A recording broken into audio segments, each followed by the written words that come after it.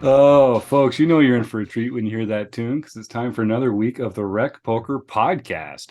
This is the Chats edition, where we have an interview with a person in the poker world. This week, we're going to be talking to Gareth James.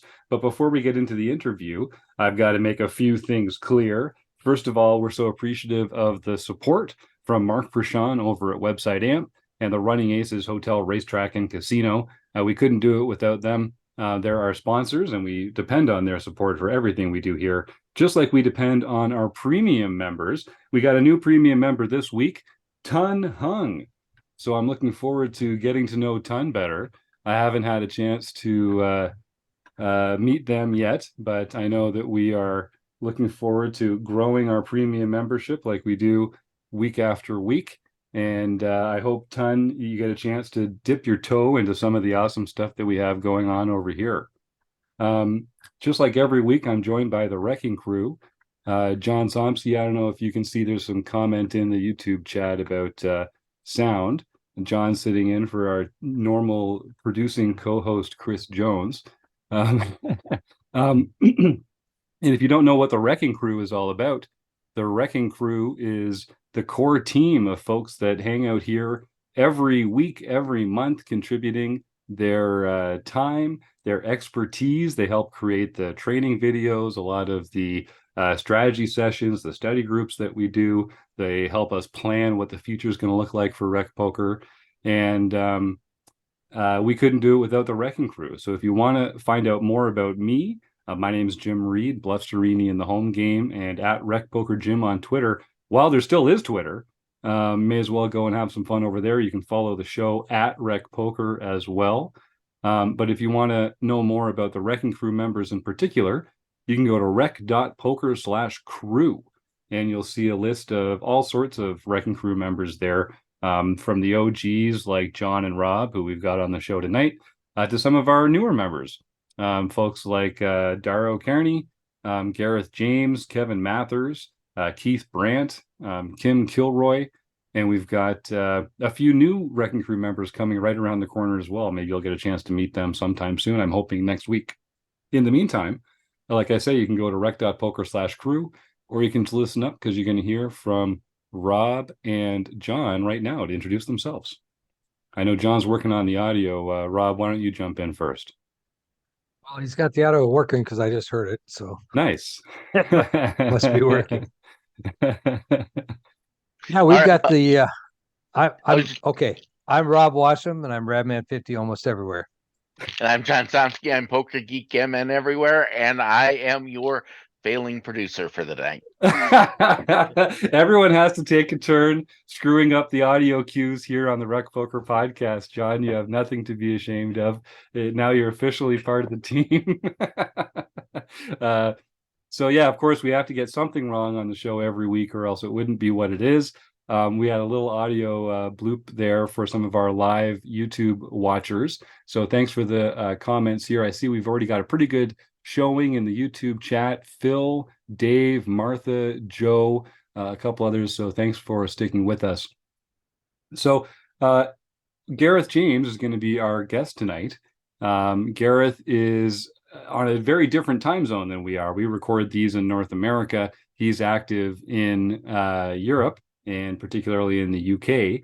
And so we couldn't actually get him to get together for this time of the show, unfortunately. So our YouTube watchers here, we're going to interview Gareth a little later in the week and edit his interview into the show. So you're not going to be able to watch his interview live tonight, unfortunately. But all that means is that we're going to be able to get to our draw that much faster. We'll get to hear about some home game results and some other fun stuff that's happening in the Rec Poker world that much faster. You can all get home to your families that much faster. And when the audio version comes out on Friday, you'll be able to hear from Gareth then. We're going to be talking about responding to 3-bets. We're going to be talking about training like the pros, which is one of the new courses that he's been working on. And of course, that YouTube video will be up on Friday as well. So I guess why don't we just let our amazing engineering team, Renz and Roger, do their work behind the scenes. and it'll be like magic. When we come back, it'll be as if we've already had the interview, and through the magic of editing, our audio listeners and our future YouTube watchers will have an uninterrupted program that I'm looking forward to. All right, well, here we are. I'm so excited to be welcoming back to the show Gareth James. Gareth, you're a professional player, you're a coach, you've got the training site and all the amazing courses and stuff that you offer there. I know you've got some other cool little ideas percolating that are coming out over the next little while. But first of all, I just wanted to welcome you back to the show. Thanks for coming back on the RecPoker podcast. Well, I appreciate the invitation. I must have done all right on the previous episodes to get this to be re-invited. Yeah, that's a real feather in your cap. I know this must feel like the pinnacle of your poker journey. You're being re-invited onto the RecPoker podcast. So congratulations. Well, thanks. I mean, they always say like the first invite is the hardest, but actually I don't know what this is, the third, fourth. I'm not sure. How many times have I been on now? It's got to be 3 or 4. I think you're right. Yeah, I think so. Well, you've got a great way of communicating. I know with all sorts of skilled players, but also your background as an educator, I think really suits you for working with recreational players and players that kind of need to have things really kind of broken down and explained to them on a recreational level. So you've got let's dive right into the new course that you've got out there, Train and Play Like the Pros. And I think that's what everybody wants to do, right? Like we all want to be able to play like the pros. And I think people don't appreciate the amount of work that goes into training like the pros. Can you talk just a little bit about sort of what made you decide to take that approach to it? And then we'll tease out maybe some of the concepts without giving too much valuable information away here on the show. Sure thing. So there are so many training sites out there. And I think that if you already have a really good approach to training and studying, and maybe we can sort of dissect the difference later on. Great. But if you've already got a good approach, then you'll be able to get a lot out of the material that's out there. The major issue that I saw with the training sites that exist is they have a catalog or library of content, but how do you know where you want to start? How do you know where you specifically need to start? And there's definitely this idea of unconscious incompetence, which is, I'm sure you know it, but maybe for our listeners, please refresh us. Yes. Maybe don't know what it is. It's basically, you don't know what you don't know, right? So this is where a coach can be really helpful and highlight areas for your development. Identify your leaks so that you didn't even know existed. And that's where I think many of the training sites kind of fall down. They might have some, maybe like some ideas about database review, but what we do in Train and Play Like the Pros, and what I really wanted to focus on, was making sure that you knew, or as a member of the program, exactly what it is that you need to focus on straight away. So you're going to get the biggest bang for your buck. There's no point you jumping into a course, and I've got a course, and this was some of the feedback that I got from it. There's just a whole host of videos and content and downloadable materials, but where do you start? How are you going to get the most out of it? And so what we do is we identify your biggest leaks and then point you in the right direction to then consume the content. And this idea, I guess it came from some of the stuff we talked about in Purposeful Practice for Poker, the book I wrote with Dr. Tricia Cardner, where you talk about sort of working out where you're at right now and what it is that you're struggling with that you need to work on. This is more sort of streamlined and focused on pre-flop and post-flop leaks. And then, for example, that you're not opening enough from late position, you're overfolding in the big blind, you're folding too much to 3-bets, you're not c-betting enough in position, you're c-betting too much out of position, you're overfolding versus c-bets, and things like this. So as soon as we know that, then there's a really clear sort of directive as to where you need to go.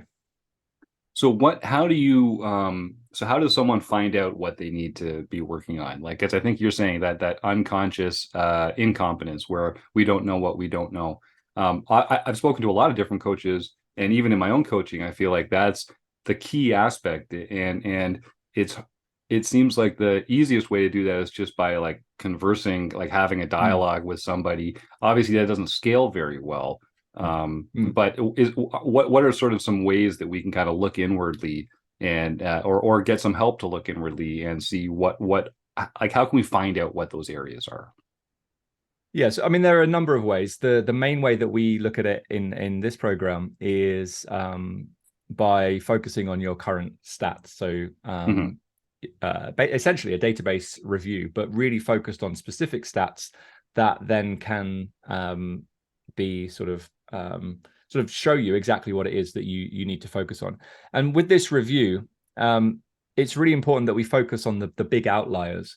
If let's say that roughly you want to be opening about 50% of hands from the button and you're opening 48 or 52, you probably don't need to work on the button. What we're trying to do here is to focus on things that you're way off. We have players coming to the program who are opening like 26% from the button. Like that could never be right, even in not across the board. Like in certain situations, absolutely from the button, you should be opening 26%. Final table, opening into a couple of big stacks. You're a medium stack. There's some short stacks at the table, but on the whole, that's going to be way too tight, right? So this, it's really simple, but sometimes you need it to be spelled out like this. So you go through the process of identifying leaks with a database review, and you're looking for the big outliers. And the most common ones tend to be like, not opening enough from late position, as I mentioned before, overfolding the big blind. So you could go into database and you could look at big blind versus late position. Certainly in Poker Tracker, you can do big blind versus cutoff open, big blind versus button open, and you can just see how often you're calling, folding, three betting, jamming. It might not show you jamming, but calling, folding, three betting would be a good place to start. And you can compare that to some pre-flop charts if you've got access to them, and you can just see, okay, so this is saying that I should defend, let's say, 80% of the time, and I'm folding 50% of the time, so I'm probably not getting this right. So this is an area to work on. Other ways that you can do, I mean, there's lots of different ways. I think getting into discussion, so having a study group and being able to articulate your ideas, and also almost like defend your ideas. So rather than, I've seen it sometimes where groups will kind of just say, okay, what do you do here? Oh, I three bet. Okay, yeah, me too, and then they move on. But that's not going to be that helpful for identifying areas. If somebody said to you, okay, oh, that's interesting, you're choosing to three bet there. Why is that? And then you go, oh, I don't know, it's just a three bet. Well, then you probably don't understand the spot well enough. And that could be an area to focus on. So that you go, okay, I'm three betting here because I'm three betting for value, or I can generate folds from better hands, or I'm getting the blinds to fold. I'm, sort of denying equity to players behind. If I just flat, they have an opportunity to squeeze and things like this. So you're just expanding I guess your own ability to articulate your thought process, but that comes from a deeper understanding of the spot. Yeah, we talk about on the show quite a bit about how your brain has to kind of interact with the concept differently when you are the one explaining it versus when you are the one just hearing it, and having that kind of active engagement with the concept, putting it in your own words, having to defend it, like you say. It'll either tell you that you don't understand it properly, or it might, lead you to some insights as to why it might be applicable or relevant in this spot. Like I know in journalism and in some other fields like that, they have the red team, which is basically trying to find the faults in the argument, trying to like proofread, trying to make sure that there aren't any errors in the argument before you take it live. And so there's this kind of sense of opposition, but really you're on the same team. You're just trying to provide the best possible argument, and that takes some critical analysis. So that's great. And I think that's something that I think people have a lot of trouble doing without other people around, right? Like without having a community or a coach or even just a forum. Because if we are only ever analyzing our own subjects, our own thoughts ourselves, we're not going to be able to bring that kind of outside perspective. So I can see why that's really important. And it seems to me just intuitively that online players that have a database like Poker Tracker 4 or something, it's going to be a lot easier for them to take this kind of big picture approach. If players are playing more live and they don't have that kind of, the reliable narrator of Poker Tracker 4 that can look at everything, do you think that it's a bigger problem that they just don't have their own reliable idea of what their actions have been and what their leaks are?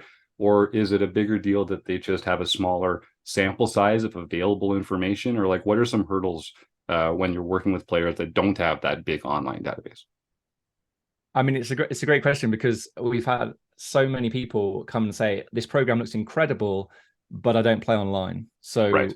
what have you got for me? And to be honest, at the moment, we don't have anything. It is much more challenging if you're just playing live, because you don't have that database of hands. You don't have a reliable sample for me to look at and say, this is what is going wrong right now. So it's definitely more challenging for live players. I mean, that's when I work with a couple of live players, but it's more on a one-to-one basis. It becomes more challenging to have it in a sort of a group setting, like the Train and Play Like the Pros is a group coaching program, but you're expected to work on your own game, because it's these are leaks that you've identified that are unique to you. But then you come together to, there's, group study, and there's coaching calls, and we've got a great Discord community, and we, there's opportunities to articulate your thought process again, and sort of share what you've learned and support other people. But yeah, I definitely think it's much harder for live players. Also, just in terms of just having not played as many hands as players who play online. I always encourage live players that come along, and they say, oh, I only play live. Like, should I play online? I say 100%. Like, even if you play super low stakes, like they're a lot lower than you normally would, you're just really trying to get in a sample size. And that's not just because I want you to have a database so that you can join my program. It's so that you actually know that you're getting into a lot more spots and situations that are going to come up very frequently. If you play a live tournament, you just don't play as many hands. Yeah, that makes a lot of sense.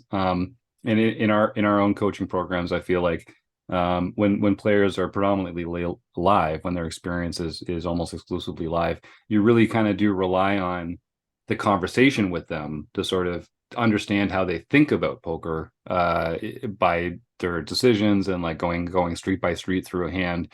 But you're never going to be able to take that big picture look at it, because you're always dealing with a series of discrete decisions. So I'll just say, like, that's one of the things I love about our RecPoker home game series, where we play 10 free play money home games every week at different hours throughout the day for people in different time zones. It's a play money series, but everyone who's in it is there to learn. So they're taking it seriously. They're trying to apply things they've learned in their studies. They're trying to put themselves in uncomfortable positions so that they can learn from it. And it's free. So it kind of has you have that ability to put some hands in, to gather a bit of a database, to put yourself in those positions without it costing you anything. And whether it's the RecPoker home league or another home game league or something like that, or just playing 1-2 or micro stakes online, I really couldn't agree more with you, Gareth. That's to be able to get that kind of objective data is pretty priceless when you're trying to decide how to move forward. Yeah, I think there's a idea of feedback as well. So within poker, the most obvious bit of feedback is whether you won or lost a hand. The problem is that doesn't tell you whether or not you played the hand well or you played the hand badly. So I do think there's a correlation. This might be like a really big statement for me to say, but live players do tend to, newer live players, not your pros who play live regularly and also have an online background, but newer players who primarily play live, they tend to their ideas about hands are based too much on the result of the hand rather than the whether it was right or wrong. And it's hard to get that feedback when, like, the most obvious bit is whether you won or lost the hand. Like, it's like sometimes it's difficult to tell the brain, even, like, okay, well, I know that I played this hand well, I just lost it, and that's just how it goes sometimes. Yep, I think it's exactly correct. And it can kind of reinforce some bad habits if we get positive results a few times from doing something, and then, of course, we think this is a winning strategy, right? This is a winning play, but that's just not the way to learn. That's not the way to study. So let's talk a little bit. You mentioned kind of the difference between training versus studying. What do you mean when you say that? And break that down for us a little. Sure. So I think generally people have this idea that, like, okay, I want to get better at poker, so therefore I'm going to study. And then they want to study and they go, okay, what does that look like? Is it watching training videos and making notes? Is it listening to a podcast? Is it watching a Twitch stream? And so these are, or is it reading a book?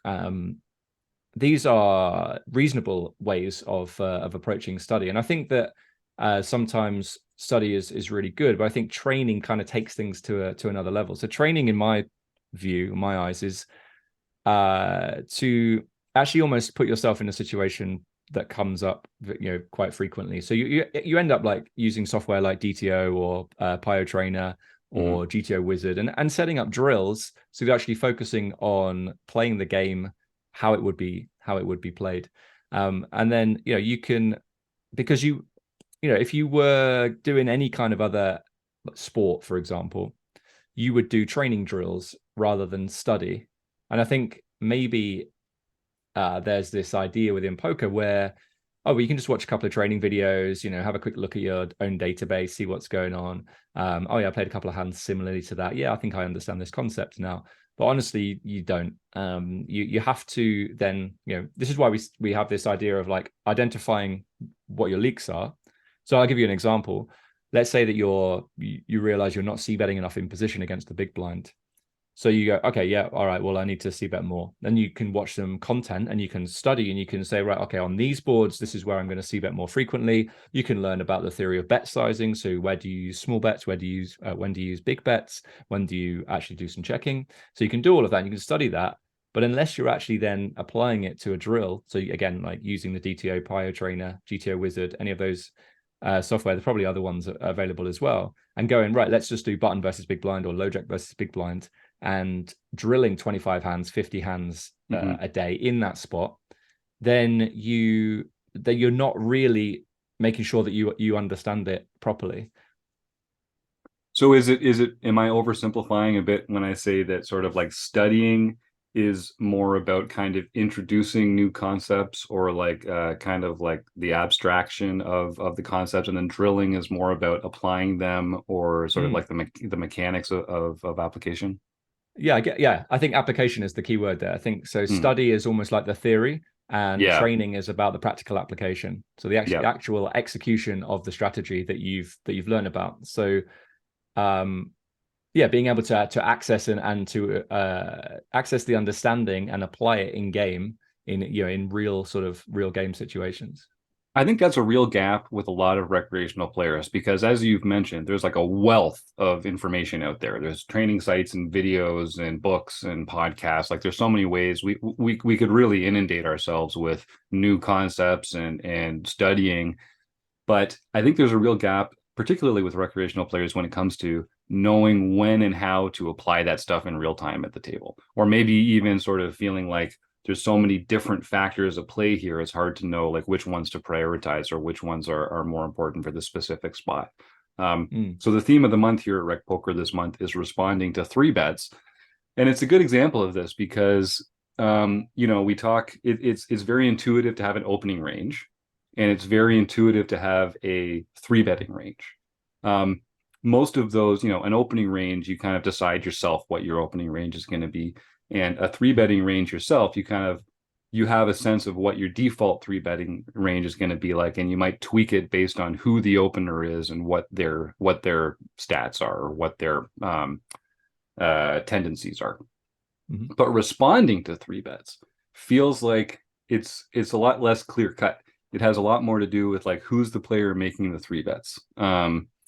And I think it's harder, and often the solution to responding to 3-bets, if it's a problem, is going to be taking some uncomfortable lines that are hard to kind of recreate while you're studying the tension or the stress of like 4-betting light, or having to choose to fold a hand that you would really like to see a flop with. So when people are dealing with the theme of responding to 3-bets, without going into too much detail right off the bat, I guess, what are some of the things that you're thinking about? What are some of the things that you think recreational players should be thinking about when they're in a position where they're facing a 3-bet and deciding how to respond? Okay, yeah. I mean, there's so much to unpack. Yeah, it's a big one. Like, I mean, from a basic point of view, are you in position or out of position? Yep. So you get to peel more against 3-bets when you're in position, because you get to act last or second on each street. Position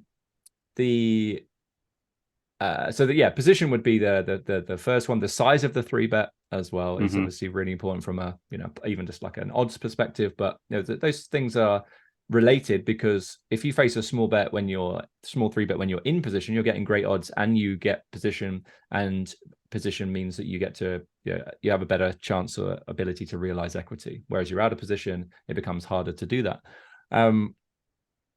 So those would be a couple of things.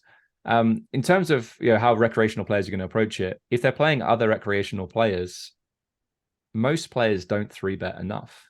Yeah, they're not aggressive enough, which then should lead you to overfold. Certainly, if you've ever seen facing a 3-bet charts, they're actually quite liberal in the hands that you would continue with. But if you look at the 3-bet range, that's also quite aggressive. So if you narrow that 3-bet range, your continuing range gets narrower as well. And then you factor into that as you move deeper into the tournament, you're facing a 3-bet. You should be, when you're out of position, for example, you then should be looking to 4-bet more frequently than you would call, because you get into a situation, where there's risk premiums involved. I mean, right at the start of the tournament, the risk premiums are really, really small. But as you move closer to, as you get closer to the bubble, from the start of the tournament to the bubble, the risk premiums is going to increase. Depends on, of course, it depends on stack sizes and average stack sizes in the field. But what that means is that you don't really want to see a flop when you're out of position. So you then have to play, say 30, 40 big blinds. You might play more 4-bet jam strategies than you're comfortable with. But then you couple that with players not 3-betting aggressively enough in the first place. And then you think, okay, well, I've got a 4-bet jammer. I heard someone say it on a podcast. Right. Well, then you just end up jamming like hands, into very strong ranges, which is, never a good approach. So I think it's good to learn what the equilibrium solutions look like, and probably look at them in terms of chip EV, but then deeper into the tournament, you could do some final table stuff. You could do bubble spots. You could do any situation really, and just see what the differences are in strategies, because there's a definite difference. Like for chip EV, you can just peel more. You can just call and play post flop. Whereas as soon as there's risk premiums involved, you end up having to play more aggressively and not go for too many calls. So there's a definite shift in that, and I think it's potentially something that recreational players wouldn't even be aware of. So they might see a chart, they might see a chip EV chart and think, okay, I'm just going to use this all the way until the final table, but that probably isn't going to be the way you want to approach it. But also, chip EV ranges are based on everybody playing like a solver would, right? And recreational players might not play like that. Yeah, and that's something that we have to sort of reinforce a lot in our own programs as well, that in most of the games we're playing in, people are not playing GTO. And a great example of that is that they're not 3-betting as widely as the GTO ranges would say. They're also not opening as widely in a lot of cases as the GTO ranges would say. So I think some of our more thinking players kind of actually trap themselves a little by sort of owing this allegiance to balance, or when it's not really applicable, or at least it's not the optimal strategy in times like that. So obviously, when to 4-bet, what hands to 4-bet with, whether it's a polarized range or a linear range, like that's going to depend a lot on who the opponent is. But let's just try and come up with a couple of real simple rules for our listeners. Like you mentioned, the kind of hands that you might choose to call a 3-bet with, whether you are in position or out of position. Is that are there certain qualities of hands that make them good candidates for that? Because obviously we're folding our worst hands, we're re-raising our very best hands. Of that middle range, is it suitedness? Is it the fact that it's a pocket pair? Is it the ranking of the cards? What are some ways that we can just kind of give ourselves a general rule for, these are the kinds of hands we might consider calling 3-bet with? Yeah, so again, it's going to depend in position and out of position, of course. But if we were in position, then looking for hands that do a better job of realizing equity is always going to be more favorable. And you will see more calls when you're in position. So you raise in the blinds 3-bet. you will just see more calls. But then, from out of position you raise and say the cutoff 3-bets, you'll see more 4-bets. I mean, obviously it depends on stack sizes as well. Sure. I'm thinking like 30, 40 big blinds. That could be like the kind of average or the deepest stack there is deeper on into the tournament. But certainly suited hands do a better job than off-suited hands. Pairs tend to do very well.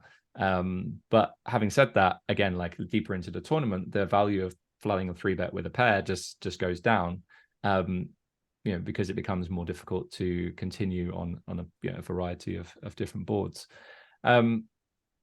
I would say, like, and then to take that one step further, there's kind of this idea of like, well, how do you choose your 4-bets then? So let's, how do we think about that? And that's something I actually written quite extensively on in my new book. I don't think I've mentioned that. No. The new book on the podcast. No, I'm excited to hear about it. Writing a new book called The Final Table, and as the name suggests, it's all about the final table. So understanding the different strategies for a final table. And one of the key ideas is, if you're trying to choose a hand, okay, let's say you raise, let's say you're playing 30 big blinds deep, you raise, and it doesn't matter whoever 3-bet, but someone 3-bets, and you're trying to decide what kind of hand do you like that you can 4-bet jam. So you might look at a hand like pocket nines, for example. You say, can I jam pocket nines? And you can then say, right, if I jam pocket nines, is my opponent inducing with hands like 10, with hands that are worse than nines, right? So like 8, 7, 6s. If they're not, I'm not sure I can necessarily jam nines in this spot. So we're then trying to work out, okay, well, what does their induced range look like? Maybe it's like ace queen suited, ace king, pocket 10s.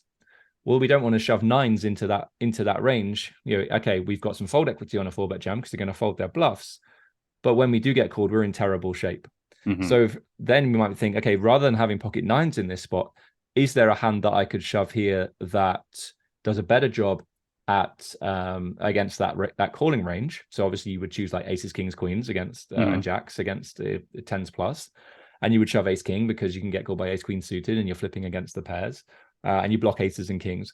But also there are some sort of what you might class as bluffs, right? So hands that then do better against the pairs than pocket 9s. So like a suited ace, for example, that also then satisfies this idea of blocking continues or blocking calls. So they're calling with aces and ace king, and you've got ace 5 suited or ace 8 suited, ace 7 suited, ace 2 suited, then you suddenly block a lot of their calls. So there are situations where on the face of it, 9s is a better hand than ace 5 suited, and yet ace 5 suited is going to work out way better to 4-bet jam than pocket 9s.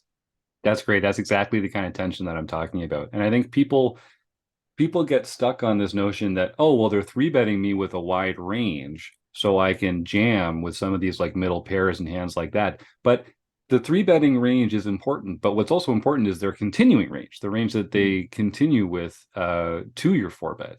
And that's the part that we really have to pay attention to.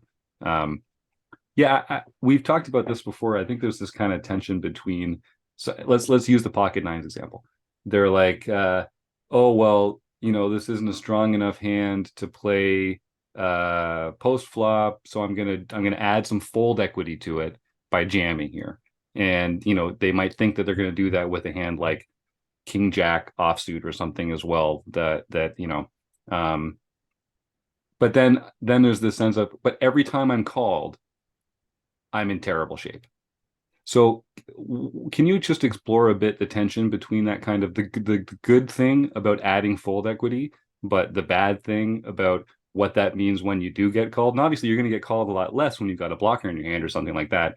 But ace 5, blockers are real, but they still have ace king or ace queen every once in a while. And it just feels like some people just feel dumb or like they've made a mistake because the player just turned out with the kind of hand that they had dominated. So how do we sort of reconcile those two concepts? Well, one is the majority of someone's 3-bet range is going to be for value, right? So the majority of the time when you go for it with ace 5 suited, you're going to run into it. unfortunately. Like, okay, yeah, we can reduce the number of combos they call with a little bit by having an ace in a hand, but they're still gonna have those hands. There's not a lot you can do about that. I think you talked about it earlier about the sort of the uncomfortable nature of playing in 3-bet pots. It tends to, to what happens is you run into it, right? Oh, they always have it, this kind of idea. But they're going to have it a lot because they're 3-betting, right? And they're supposed to 3-bet strong hands. So that's, and then we get this kind of, we talked about it earlier about the feedback. Well, the feedback is that they just have a very strong range, and I always, I flop top pair and I go with it, and they've got aces, and I bust. But yeah, I mean that's going to happen. Now, if that is always happening, and you've got a really good sample on that, there could be a chance that you're over continuing. You look at ace queen, for example, in Chippy V, would always call versus a 3-bet, and yet deeper on into the tournament, ace queen might work out better as a small 4-bet or 4-bet jam, or even just a fold. There are some examples where you would just raise fold ace queen off specifically, and yet there's this idea we raise and we get 3-bet and you've got ace queen, and you imagine that someone's watching you and you can't ever fold that hand. But you need to move away from that. If it's a fold, it's a fold. And most of the times you're playing online, or even you're playing live, and you're not playing with whole cards up, you're not on a live stream, well, no one's ever going to know, right? So, and it's just you say, I really don't want to have to tell somebody I folded ace queen to a 3-bet, because that feels really, really nitty. But there are situations when it is appropriate, and this is what we talked about right at the start, about understanding why. So you say, okay, I'm continuing with ace queen here because I'm worried about what other people will think about it.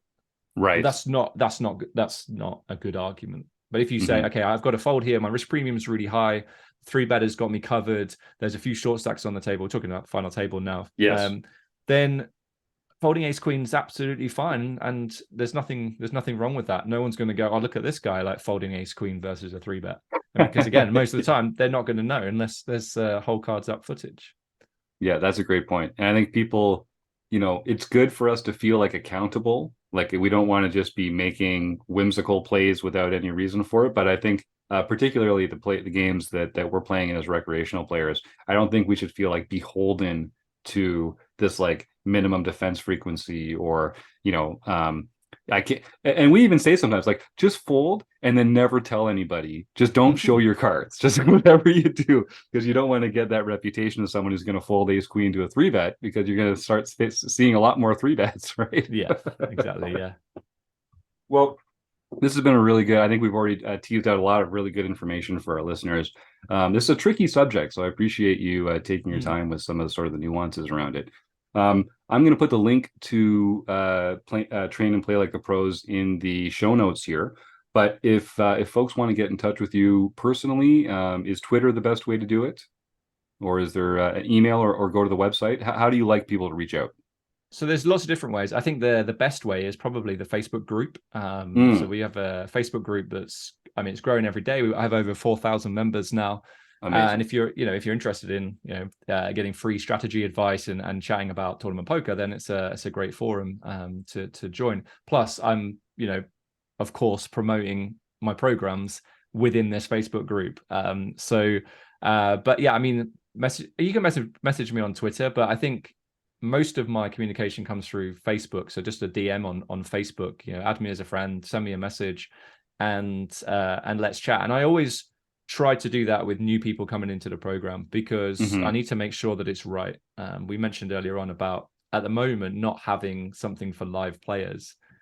Some players will come and say, this program looks great, but it's not I don't have a database, so it's not going to be right. But unfortunately, we had 1 or 2 people join the program, even though I'd said it's for online players, you need a database. Right. Yeah, I've got that. And then you find out that they just play on apps, or they don't have the database. They said, oh, I've got 4 or 5 screenshots of hands. Is that going to be okay? And you got, I've got to be kind and say, unfortunately not. When I'm thinking I'm clearly I'm the problem, right? I haven't explained how it works well enough. Right? That's kind of how I think. Whereas in the back of my mind, I'm thinking, Am I like really like? Do they think I can like solve all their poker problems by looking at 4 or 5 screenshots from a poker app? Like, Yeah. that gets frustrating. But yeah, so that's why I always want to try and chat to somebody new and just make sure like the program's right for you, you're right for the program, and that you're going to get the most out of it, because that's what we want at the end of the day. It's not just just trying to sell you this product. This is quite a sort of hands-on. You have access to me and other coaches within the group, and there's more like, I guess it's kind of like hand holding, right? So there's more opportunities for support. Whereas I think one of the other things we talked about earlier on about why some training sites fall down a little bit, where they don't help you identify where you're going wrong. They also don't give you that support network of other members, but also coaches in there to help you. And it's not just about reviewing a hand, like, oh, how did I play this hand, what do you think about this hand? It's about setting up the structures and the routines to improve every day, and to have this idea of like, okay, I'm going to do some study, but I'm also going to do some training, and making sure, as the name suggests, that you're training and playing like the pros. Well, I know we've got a couple RecPoker members that are enjoying the course so far. Two of them have mentioned to me specifically that it does feel more collaborative than just like going through a video series. And I think that's one of the strengths that you and the team there bring to the table. Because anyone can just line up a bunch of videos and make notes, and that will better their game. But I think there's an opportunity cost to doing it with some guidance and with some feedback, and really kind of tailoring the training to your own needs. So it sounds like a great program. I hope more people take advantage of it. So I don't think we actually said it out loud. What's the name of the Facebook group, or I'm not a Facebook guy. So is it Gazelle Egg or Gareth James or MTT Poker? What's the name?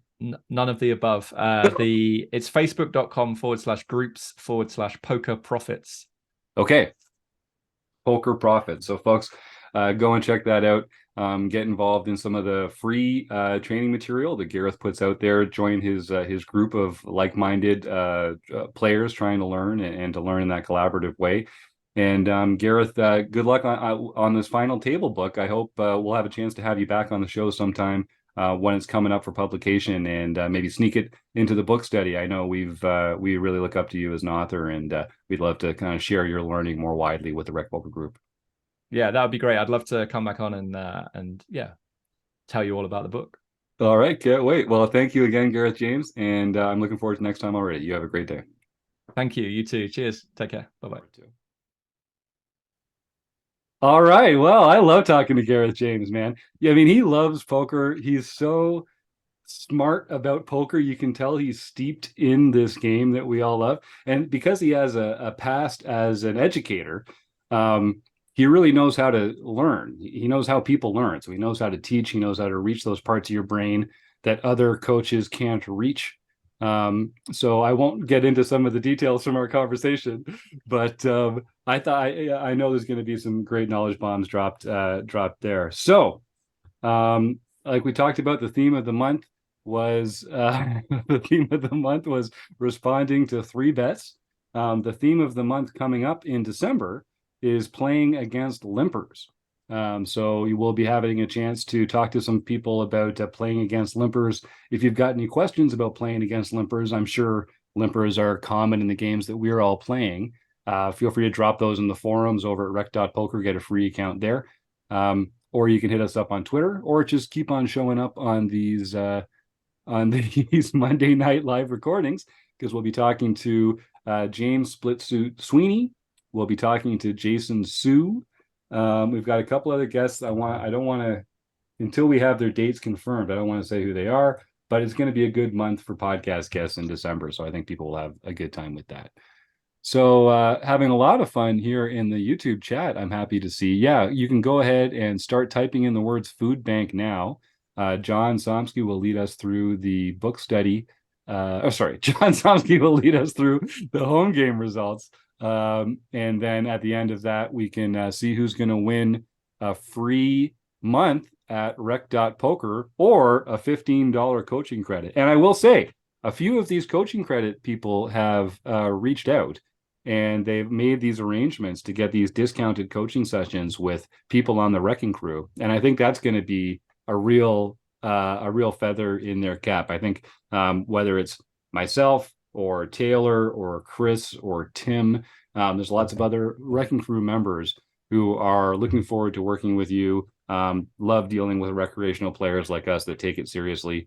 So yeah, we'll do a prize tonight, and the winner will either be getting a free month at RecPoker Premium membership or a $15 credit on any of our coaching material there. But in the meantime, we've got some home game results to get to with the one and only John Somsky. Take it away, John. Well, I'm going to start by interrupting myself and tell us that we have some exciting news in the home game land. We are coming up with a couple of new ways to win pins. We are going to have a silver Lifetime Achievement Award pins. And we have several people in the running for winning the very first one. If you win 50 tournaments lifetime, you will win a silver pin. Likewise, we are going to have a gold Lifetime Achievement Award pin. And we're still working out exactly what that number is going to be, but there'll be a way to win that depending upon how many tournaments. And this can be in any of our series that I track. So the Fun Country doesn't count, Dave, but the rest of them, the rest of them do. I'm getting a comment here that maybe your audio is still being an issue for some reason, John. I wonder if I just forgot to unmute it. That's probably the case there. Okay, so let's take that from the top. Let's take that from the top. Okay, so we're coming up with a Lifetime Achievement Award pin. So you win the first player. Well, actually, whoever wins 50 tournaments is going to get a silver pin for lifetime achievements. We have 3 or 4 players that are in the running for that really close. So it'll be interesting to see who can win the first one. We are also working on a way to win a gold pin with lifetime achievement awards. And that will also be based upon number of wins in the RecPoker tournament league. Haven't figured out exactly where that number is going to be just yet. In addition, next year, sometime in either April or May, we are going to have a silver pin winners tournament. So that's going to be once a year. And if you've ever won a silver pin, you've qualified to play in it. If you have not won a silver pin, like me, you have not qualified to play in it. So, and the winner of that tournament will also receive a gold pin. Now, this is a lifetime pin. So you win it once, you get 1 pin. That's it. So if you win it again, then you're just making it more special because no one else can win it that particular year. Even more exclusive. I like that. Exclusive, exactly. All right, now on to the tournament results. And we're going now hold to start. on. Let me interrupt you here, just because you can't be the only person who interrupts you. It's like part of one of the rules around here. So I just want to make sure people understood how cool this is. So if you win 50 RecPoker tournaments in your life, period, you're going to get this lifetime achievement silver pin for just gutting it out and beating other serious recreational poker players in the home game league 50 times. And that I mean, that's impressive. Some of the people that have won the most lifetime tournaments in the RecPoker League, let me just say you'll recognize their names, and they are a few of them are approaching that benchmark. So that's fantastic. And then the other thing that John mentioned is going to be an annual silver pin invitational. So no matter when you won a silver pin, if you have a silver pin, if you've won it at any point, then you're going to be invited. It's like the Masters. You get to show up, wear your green jacket, and that gets you in the door. That'll be an annual tournament. The winner gets this gold pin, which is the real mama of all the pins. And then John mentions also this sort of like this gold pin lifetime achievement award, which will be different.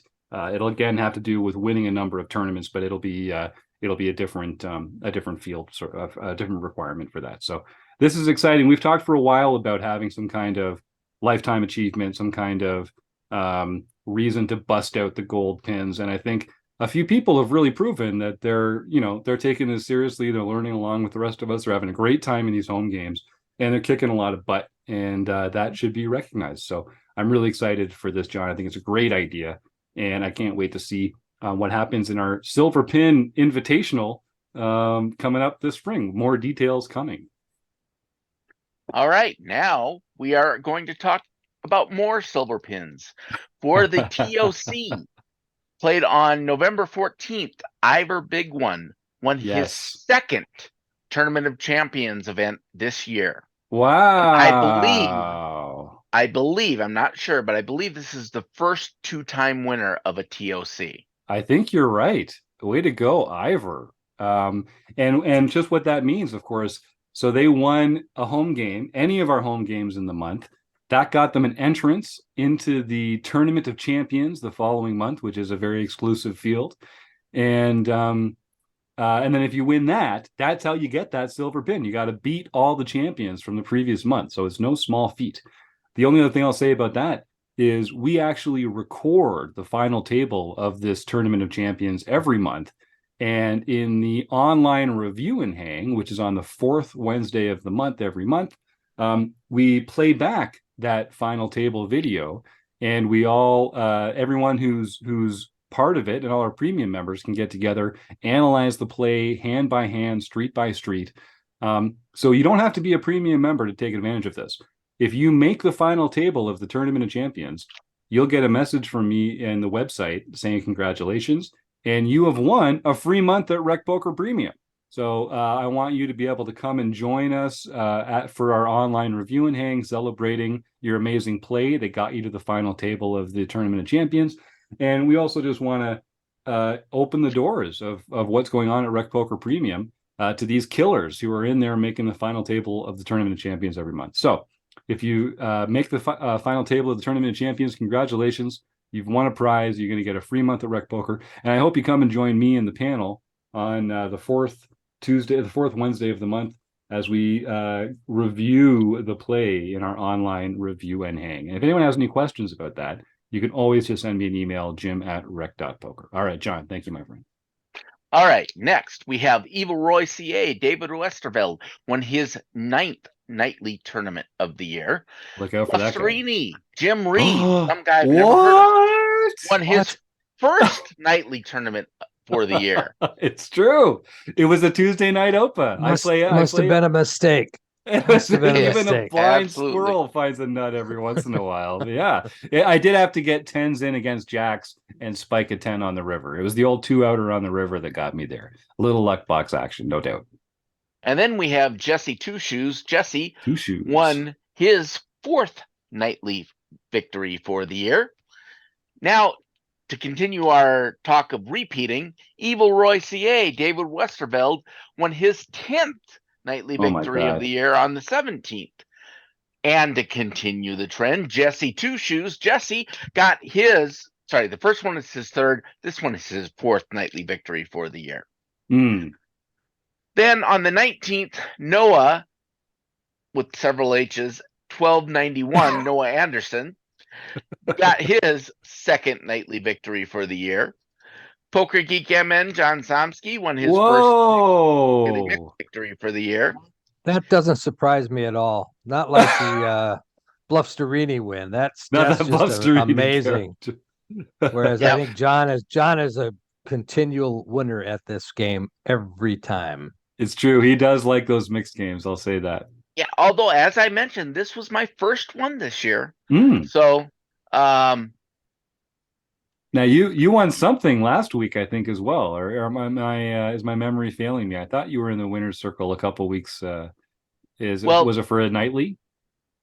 It could be. I have won as of right now.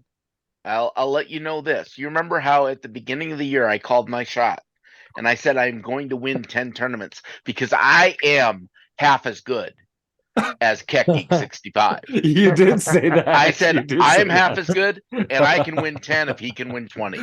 And that was my 10th victory for the year. There you go. Yeah. There you go. Right. Late November. Well done, sir. Nicely done.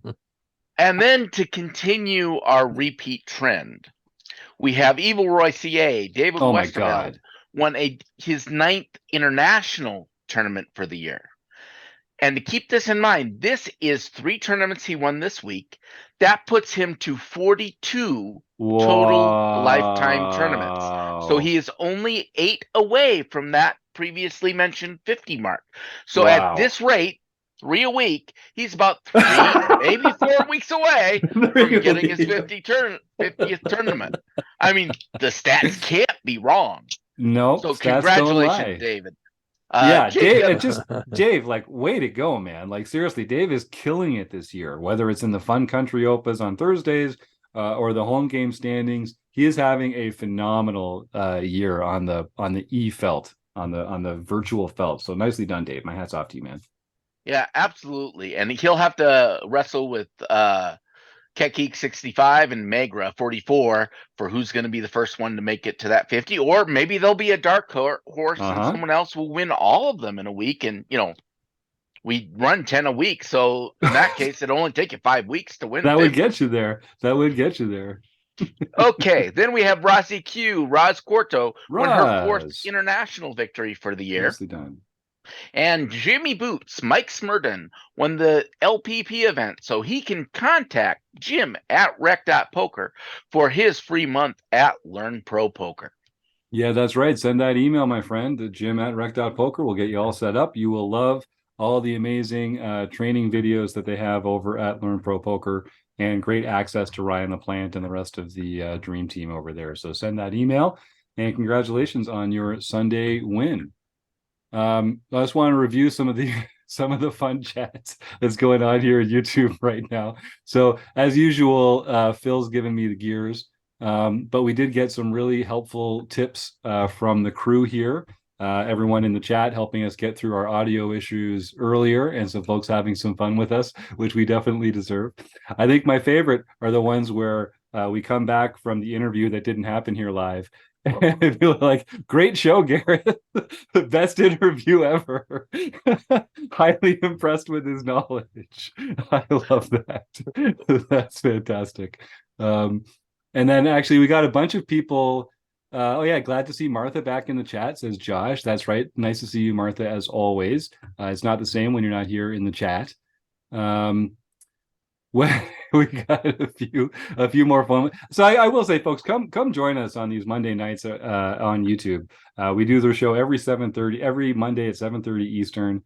We always give away a prize. Often we have a guest here live in the booth that you can ask your questions of and get in there. Phil says he's going to win one a year for the next 50 years. That's a good way to get to 50. And honestly, Phil, that seems sustainable given your level of play. Let's see, what else do we have here? I do want to comment that I don't know that we've done a mineral analysis, and I have no idea how much gold is in those gold pins or how much silver is in the silver pins. But I would say I probably wouldn't count on it funding your retirement. No, and I would say that it's probably not worth melting them down. I won't stop anyone from doing that, but my guess is it's more valuable in pin form. All right. All that fun conversation in chat blew some of the food banks out of order. There's too many other things in there. So John, thank you so much for that wonderful update. Why don't we listen to Rob talk about the next book study session? We'll start it right now. So everyone type the words food bank in right now, and this will be the group that we go for it. All right. So take us away, Rob. You've got, we just finished up. We had the live Q&A session with Darrow Carney talking about the last one. We had the live Q&A with Darrow Carney. It was awesome. He was with us for about an hour. We had 6 or 7 people in there. We gave away his new book to one of our members. Yeah, Eric. I think it was Eric Anderson, if I recall. It was. And it was a great discussion. I mean, we had a bunch of questions from the members, and the people showed up and that were able to ask additional questions. We got to talk about his new book, review the old book that we just went through. So it was amazing. And looking forward to the next book is The Poker Brain by Matt Matros. It's improving your process at the table through optimal and exploitive thinking. And if I recall, we've done a book by Matt Matros before, and he also came in and we were able to do a Q&A with him at the end of the book. And he's very magnanimous. He gives away the game plan. He's very magnanimous with his time. He's gonna, he can talk about anything and we can ask him any questions we want at the end of this. So starting session 1 will be Wednesday, December 7th at 7:30 Eastern time. I got to say that because it's 7:30 Eastern time.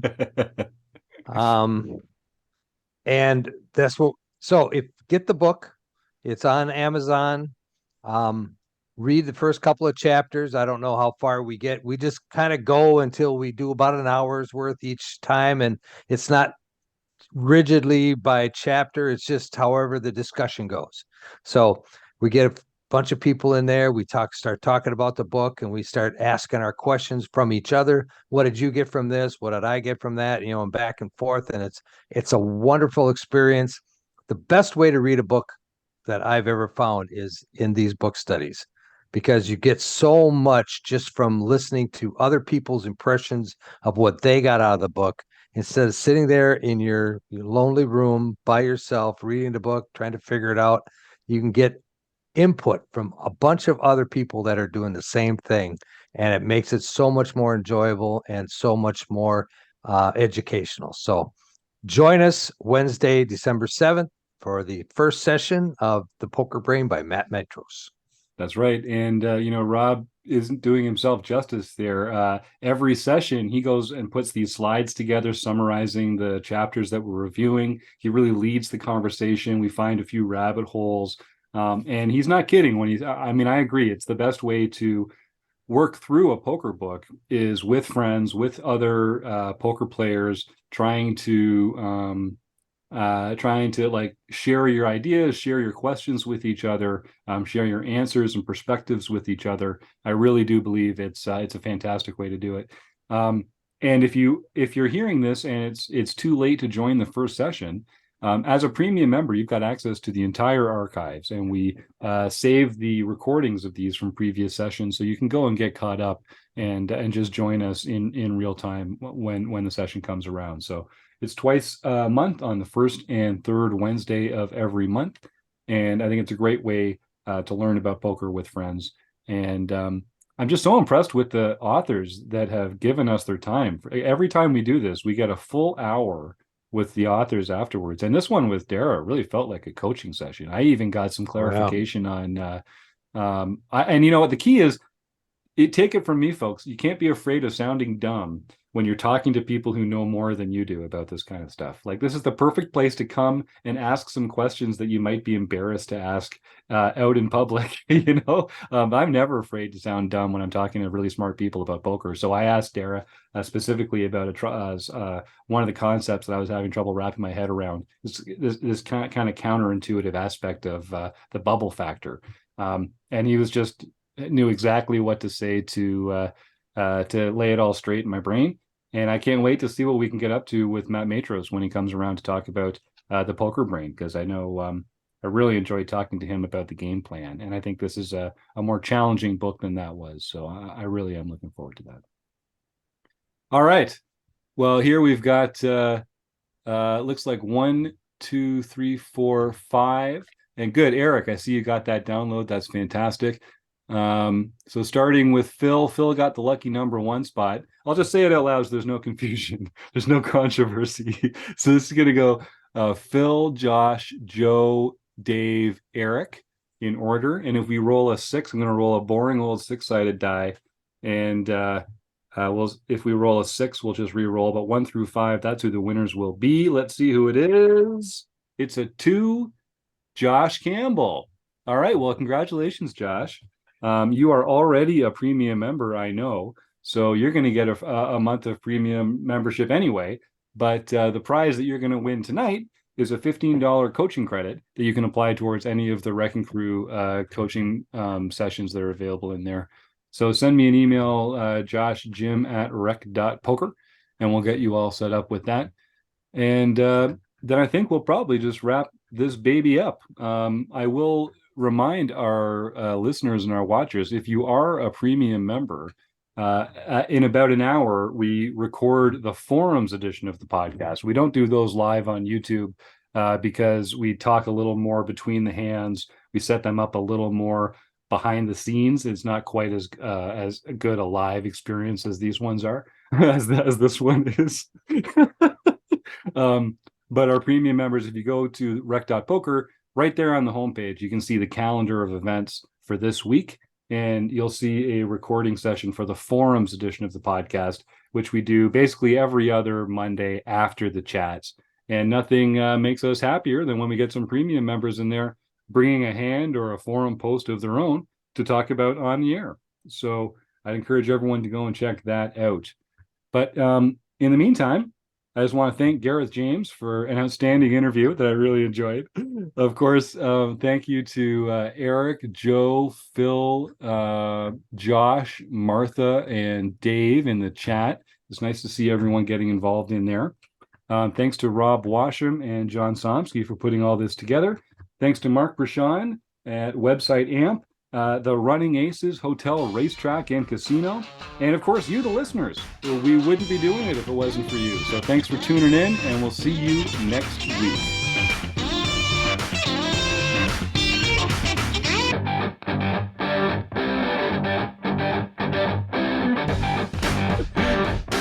I'm starting to think we might have to shorten this outro a little bit. I'm getting a little... There's only so much awkward dancing I could do. Yeah. See you, folks. We're out.